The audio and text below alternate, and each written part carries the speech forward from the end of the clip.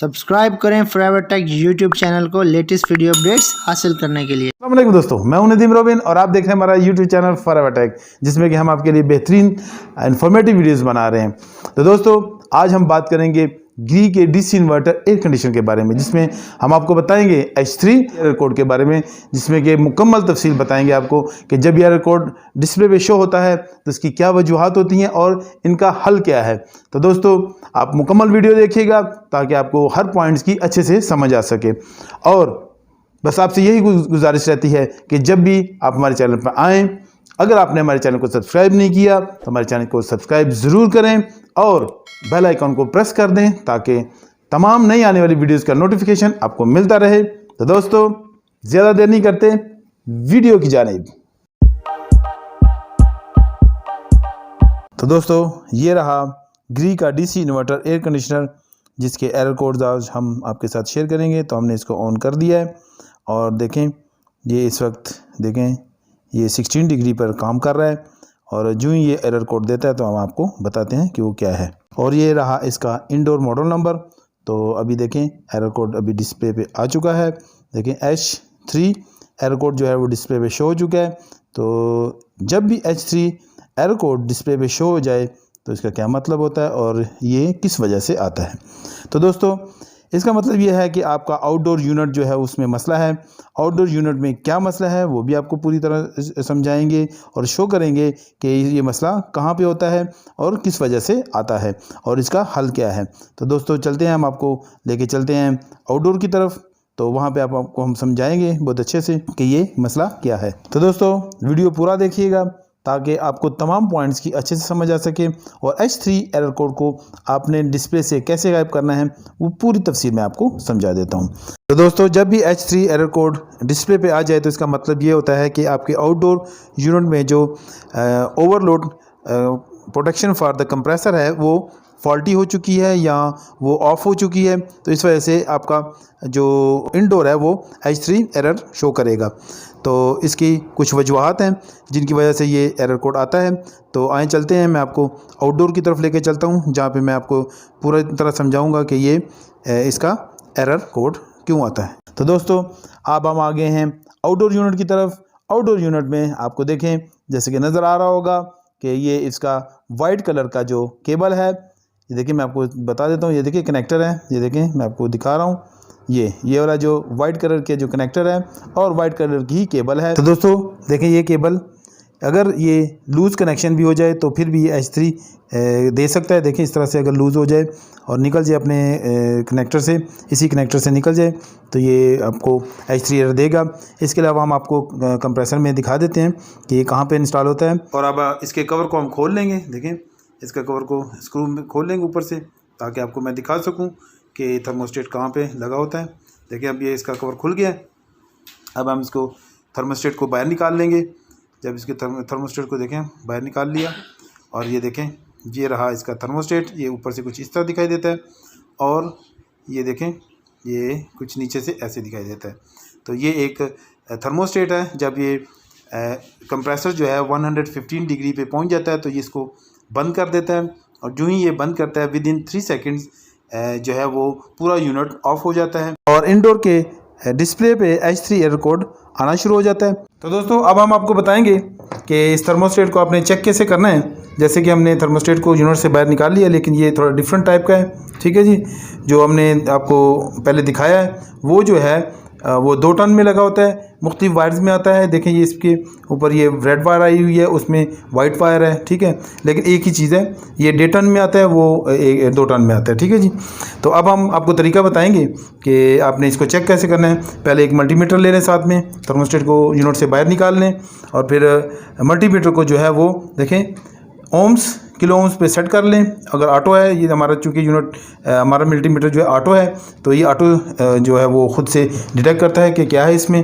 तो इसको हमने ऑटो पे सेट कर दिया है। ठीक है जी, तो जो ही हम इसको चेक करेंगे तो खुद ब खुद इसको हमें बताएगा कि इसमें क्या वैल्यू है। तो दोस्तों इस थर्मोस्टेट की जो वैल्यू है वो आपको मल्टीमीटर पर 1 ओम्स से लेकर 400-500 ओम्स तक रहनी चाहिए और 1 किलो ओम से कम रहनी चाहिए। अगर 1 किलो ओम से बढ़ गई है या 1 किलो ओम हो गई है तो ये आपका थर्मोस्टेट फॉल्टी हो चुका है, इसका कोई फ़ायदा नहीं है और इसको चेंज करना ज़रूरी हो गया है।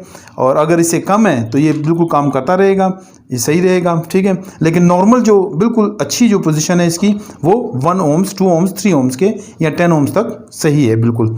तो अभी हम आपको चेक करके दिखाएंगे। देखें, हमने इसको वॉइस में पकड़ लिया है ताकि हम आसानी से इसको चेक कर सकें। देखें, अब हम इसके दोनों पॉइंट्स पे मल्टीमीटर को पॉइंट्स लगा देंगे। देखें, मीटर ने काम करना शुरू कर दिया है और देखें ये वैल्यू दिखा रहा है 0.23 में फ्लक्चुएट कर रहा है, ठीक है जी। और ये बिल्कुल ऐसे है जैसे कि बिल्कुल इसमें कोई वैल्यू नहीं है, कोई रेजिस्टेंस नहीं है इसमें। तो इस वजह से आप यानी कि एक वायर की तरह ही काम कर रहा है, बिल्कुल नॉर्मल वायर की तरह काम कर रहा है।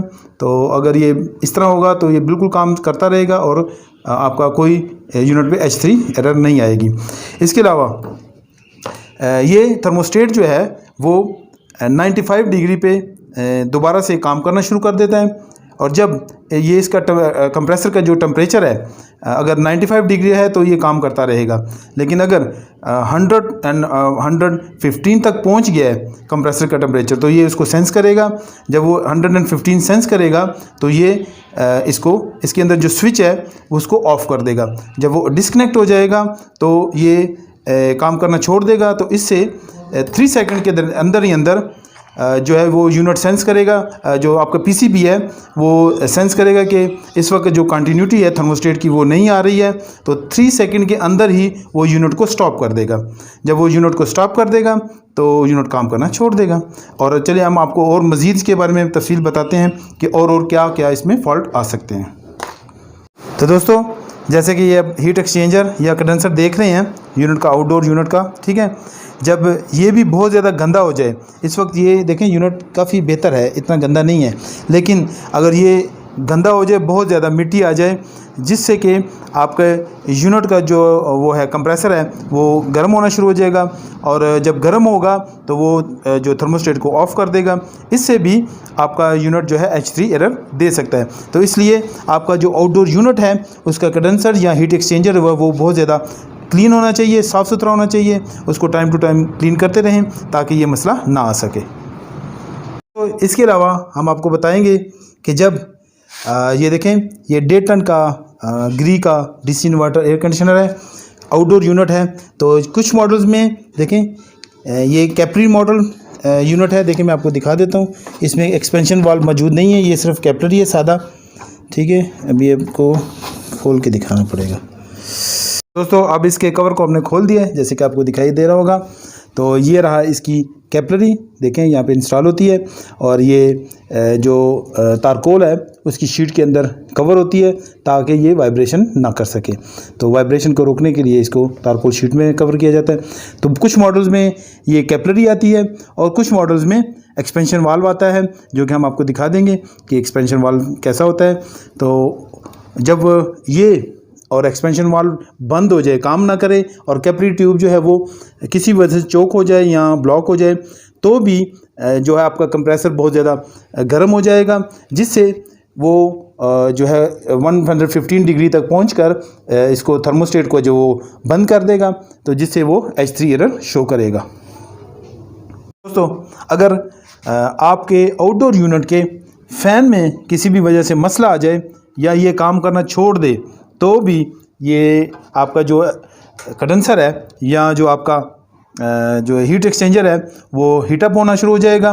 और इससे आपका कंप्रेसर जो है वो लोड लेना शुरू कर देगा, ज़्यादा एम्पेयर लेना शुरू कर देगा और गर्म हो जाएगा, जिससे ये थर्मोस्टेट फिर बंद हो जाएगा, 115 डिग्री क्रॉस कर जाएगा या 115 डिग्री तक पहुंच जाएगा, तो भी ये H3 एरर दे सकता है जब ये आउटडोर फ़ैन जो है वो किसी वजह से काम नहीं कर रहा है। तो आगे चल के हम और मज़ीद आपको इसके बारे में बताते हैं कि जब फ़ैन काम नहीं करता तो और कौन सा एरर आ सकता है। तो दोस्तों, ये रहा आउटडोर का एक्सपेंशन वाल्व, जो कि कुछ इस तरह दिखाई देता है। और ये कुछ मॉडल्स में ये इस तरह आता है और कुछ में कैपलरी होती है और कुछ में एक्सपेंशन वाल्व होता है।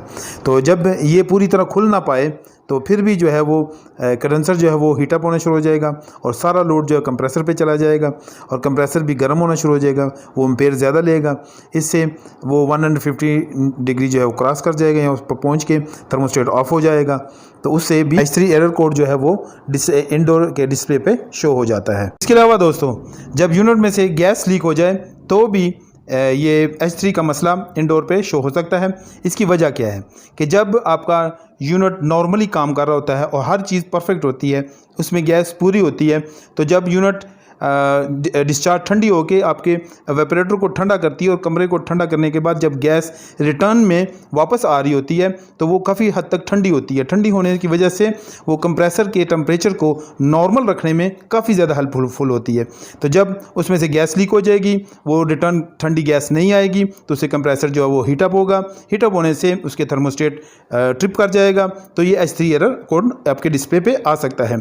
तो इसका हम आपको बता देते हैं कि जब वो डिस्चार्ज पे गैस कम हो जाए यूनिट में से तो भी जो है ये एरर कोड आ सकता है। तो इसलिए यूनिट में गैस पूरी रखें ताकि ये एरर कोड ना आ सके। तो दोस्तों, उम्मीद करता हूँ आज की ये तमाम इन्फॉर्मेशन आपको बहुत अच्छी लगी होगी और आपके बहुत ज़्यादा काम आएगी, हेल्पफुल होगी। तो मिलते हैं नेक्स्ट वीडियो में।